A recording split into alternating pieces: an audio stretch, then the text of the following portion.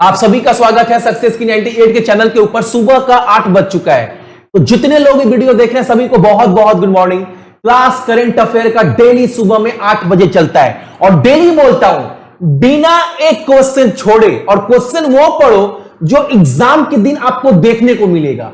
और current affair 10 से 12 minute ही आपको पढ़ना है, ताकि 10 दिन के बाद भी आपको पता चले जो करंट अफेयर हम पढ़ रहे हैं ना वो क्वेश्चन हमको याद है। ये नहीं कि 10 दिन के बाद अरे जो पढ़े थे वो भी भूल गए, ऐसा नहीं।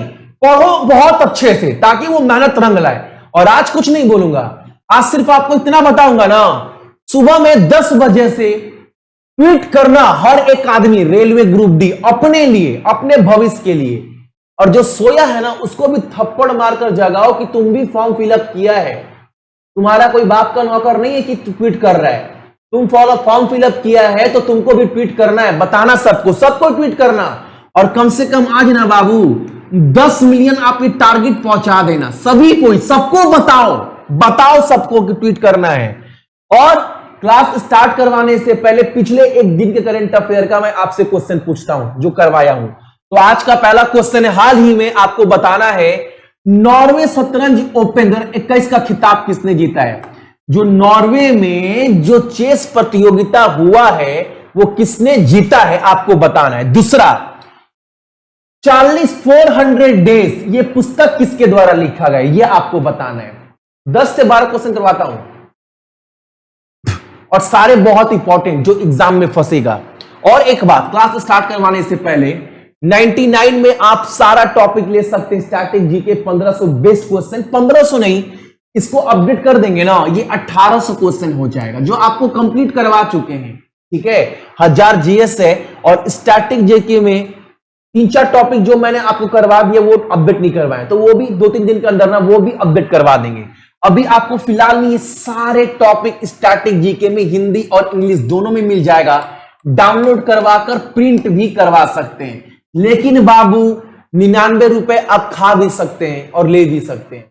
लेना वही जो पढ़ेगा, ठीक, लेकर रखने के लिए मत लेना, वरना 99 रुपए कुछ खा लीजिएगा, लेकिन लीजिएगा वही जो पढ़िएगा।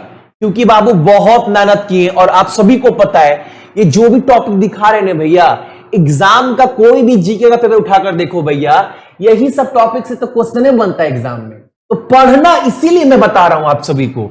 और आज का पहला क्वेश्चन हमारे सामने क्या है, परमाणु हथियारों के लिए कुल उन्मूलन। ये क्वेश्चन ना आपके एग्जाम में ना बने हो ही नहीं सकता बच्चा। जितने भी 10 प्रश्न मैं करवाता हूं ना, 10 क्वेश्चन, 10 का 10 क्वेश्चन बहुत ध्यान से देखना है, ताकि आपको क्लास करने के बाद पता चले कि हाँ क्वेश्चन हमको कम से कम याद है। 10 क्वेश्चन कोई पूछे तो बता सकते हैं। पीडीएफ डेली मैं देता हूं टेलीग्राम पर, तो एक बार रिवीजन भी कर लेना। ठीक है, पहला क्वेश्चन हमारे सामने क्या है, परमाणु हथियारों के लिए कुल उन्मूलन के लिए हर साल, कब, हर साल 26 सितंबर को अंतरराष्ट्रीय दिवस मनाया जाता है। पहला क्वेश्चन, इसके बाहर आपसे क्वेश्चन कुछ नहीं पूछेगा, बस डेट याद रखना। अगला क्वेश्चन हमारे सामने, भारतीय सेना ने 1971 में जो पाकिस्तान को भारतीय सेना हराई थी उसका 50 साल पूरा हो गया, और इस अवसर पर ना भारतीय सेना जो है वो उत्सव मना रही है। 26 से 29 के बीच में यह उत्सव का आयोजन किया जाए। क्यों किया जाएगा भैया, 1971 में ना पाकिस्तान को जो भारत हराई थी ना उसका 50 साल पूरा होने के अवसर पर कलकत्ता में जो है वो विजय, यहां पर ना विजोया, अच्छा बंगाली टोन दिया गया विजय को, विजोया सांस्कृतिक महोत्सव का आयोजन करेगी। कौन, इंडियन आर्मी। एकदम याद रखना, कहां पर, कलकत्ता में। किस लिए, जो भारत हराया था पाकिस्तान को उसके 50 साल पूरा होने के अवसर पर। अगला क्वेश्चन हमारे सामने, हाल ही में रक्षा मंत्रालय राजनाथ सिंह जी के पास है, भारतीय वायुसेना के लिए 56 56 ठो C295MW परिवहन विमान के अधिग्रहण के लिए किस देश के साथ, स्पेन, किस देश के साथ, तो स्पेन का एयरबस डिफेंस एंड स्पेस के साथ एक अनुबंध पर साइन किया है। तो किस देश का? स्पेन के साथ। देख रहे हैं किसके साथ? स्पेन के साथ। और ये जो विमान भारतीय वायुसेना में आएगा ना, किसकी जगह पर? तो इसके जगह पर आएगा।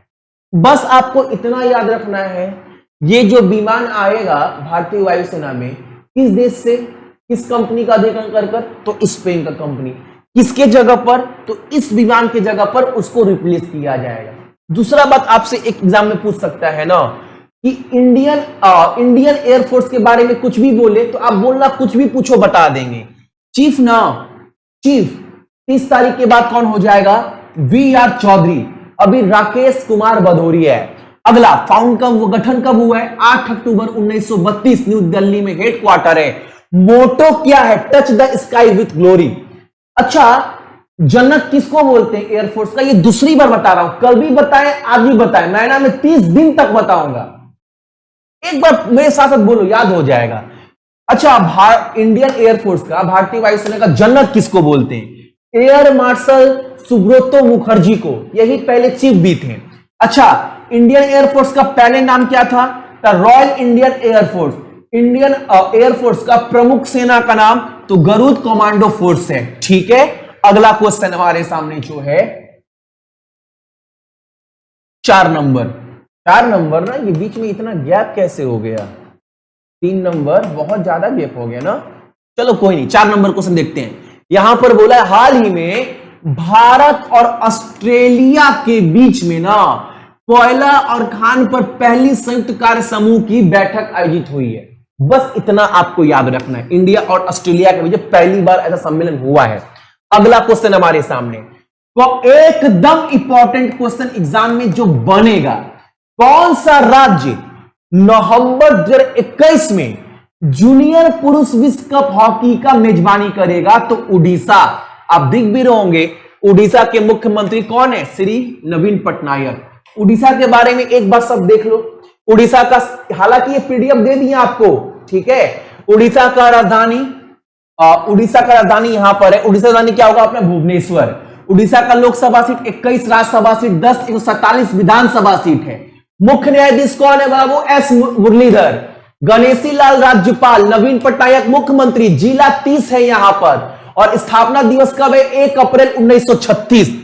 किसी भी राज्य के बारे में आपसे कुछ भी पूछ ले तो मत बोलिएगा भैया जिला तो पढ़े नहीं, सब नोट्स दिए हैं बाबू आपको, सब कुछ।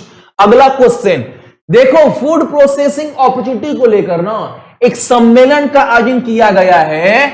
और कहां पर? तो शिलोंग में। ऑप्शन नंबर हमारा क्या? ऑप्शन नंबर बी आपका शिलोंग। और इस क्वेश्चन से बाहर आपको कुछ नहीं पढ़ना है। अगला क्वेश्चन हमारे सामने एकदम इंपॉर्टेंट क्वेश्चन है आप सभी का। 2 क्वेश्चन याद रखना। पहला, ज्योलॉजिकल सर्वे ऑफ इंडिया का नाम पहली बार किसी महिला को प्रमुख बनाया गया है इस संगठन का, ठीक है। और आपको पता होगा 2021 में इनका जो है वो नियुक्ति किया गया था, याद है? Doctor GT Banerjee.